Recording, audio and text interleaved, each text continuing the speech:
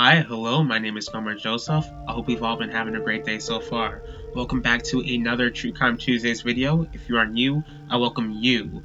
I know you usually see me with like a whole set of hair, but I usually cut it when it gets too long. But don't worry, it usually grows fast. What's irritating about this video is that I've got some sort of fall allergy, and I usually have fall allergies, so I'm gonna sound kind of congested for that, so I do apologize. I pray that you please forgive me for that. Today I'll be discussing the unsolved murder of Chanda Turner. I want to start this video by encouraging you all to do your own research because this case is highly complicated. As I was researching this case, it is just a reminder that people need to avoid toxic and abusive relationships before it's too late. Since this is unsolved, it's not officially the reason why Chanda lost her life, but it's highly likely that being involved with an abusive relationship is what led to her death. Here we go. Chanda Turner was born on May 4th, 1997 in Pauls Valley, Oklahoma, to parents Joe Dale and Donna Jean Turner. She had an older brother named Coley, I believe that's how you say his first name, Turner. She was known as someone who was full of laughter, humorous, brightened up the room, worked at a law firm, and planned on working as a paralegal.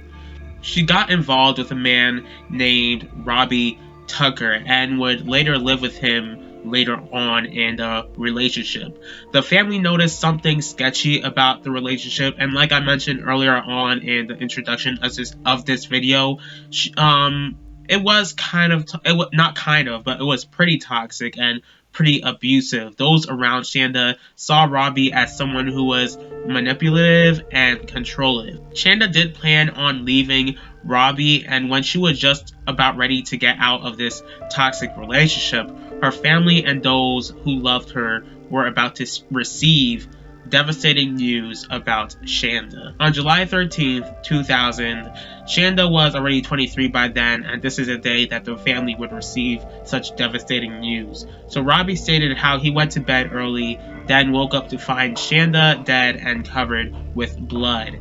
Then he left, and instead of calling 911, he drove to his father's house, and his father's name is David Tucker, and it took an hour for 911 to be called. Sandra Tucker, who was Robbie's stepmother, was the one who called 911. And I mean, if you want to listen to this 911 call, I'm pretty sure, it is on YouTube, so if you want to go ahead and listen to that, then I can leave a link for it, so I'll just go ahead and do that. So police began to believe that Chanda was responsible for her death because basically Robbie stated to police that, he believed that Chanda killed herself.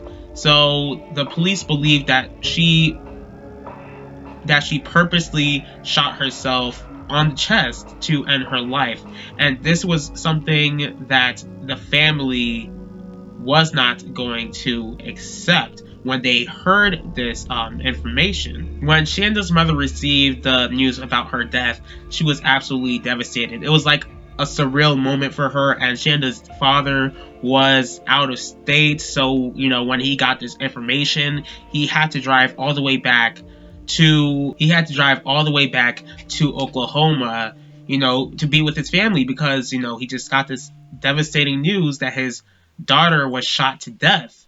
Now, of course, like I said before, the family was not accepting that she killed herself, especially when she had big goals for her life.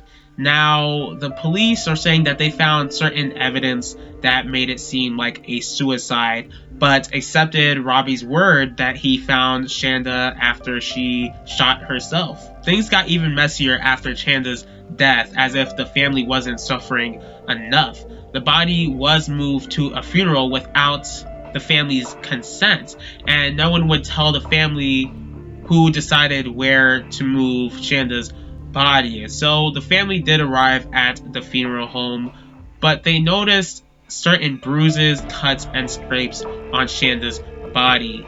Donna Jean went to the house to get a dress Chanda loved for her funeral, but while she was at the house where Chanda died, Donna Jean discovered a pool of blood on the carpet in the back of the house. If you didn't think that was already crazy enough, the police didn't even allow there to be an autopsy. The family pleaded for one to be done before the funeral, which makes sense because the last thing that they would have wanted was to bury their child and have to dig up her body from the grave later on in the future.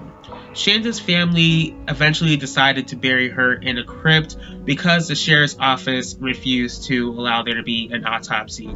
And since they knew they would have to dig Chanda back up, and that's just so heartbreaking to hear. Several months after Chanda's life was taken, Chanda's family mysteriously received a package filled with all the police reports, crime scene photos, and witness statements. They hired a lawyer named Jay Mendros to look into all of this.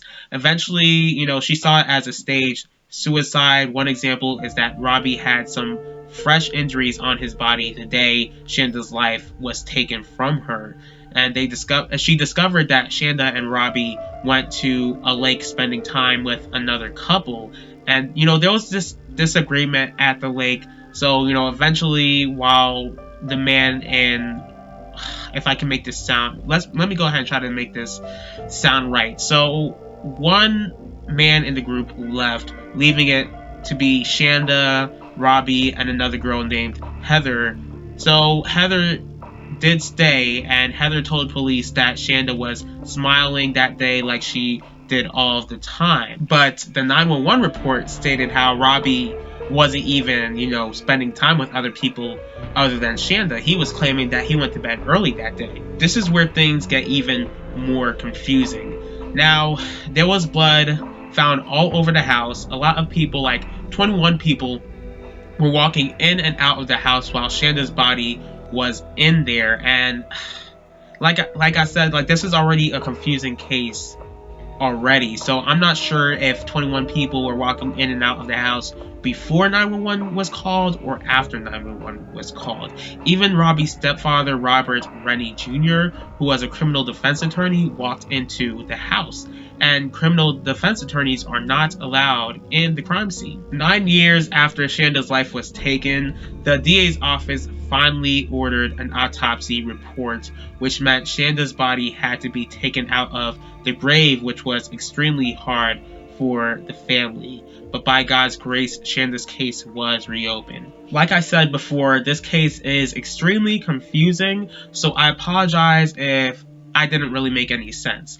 Even though her case has been reopened, it's likely that the tampering of evidence which occurred almost 20 years ago has hindered the progress with this case. What do you believe about the possible tampering and the possible cover-up with this case? Regardless of the mess that has occurred, the tragedy is that Chanda lost her life way too soon. Her family misses her desperately, and it's like this grand light has been taken away from them and they'll never be able to get it back.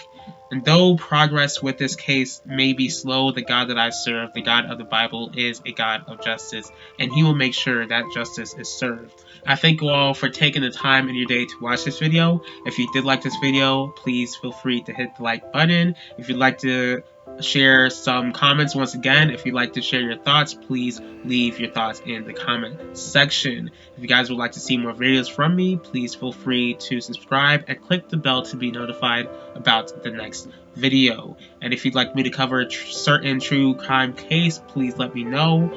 I'll see y'all next time for True Crime Tuesdays, and I'll talk to y'all later.